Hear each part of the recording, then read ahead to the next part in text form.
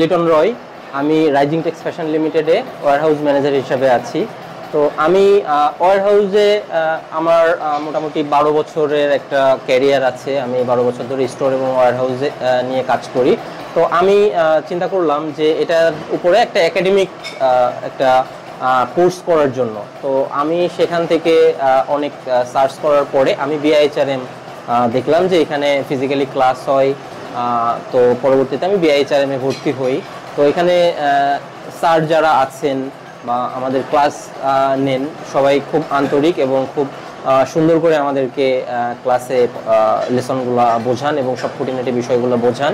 তো আমরাও সেভাবে আমরা বুঝতে পারি এবং এই জিনিসগুলো আমরা আমাদের দৈনন্দিন কাজের ক্ষেত্রে আমরা এগুলো প্রয়োগ করি এবং এটা থেকে ভালো রেজাল্ট পাচ্ছি। অলরেডি আমি এটা অ্যাপ্লাই করে আমি খুব ভালো রেজাল্ট পাচ্ছি।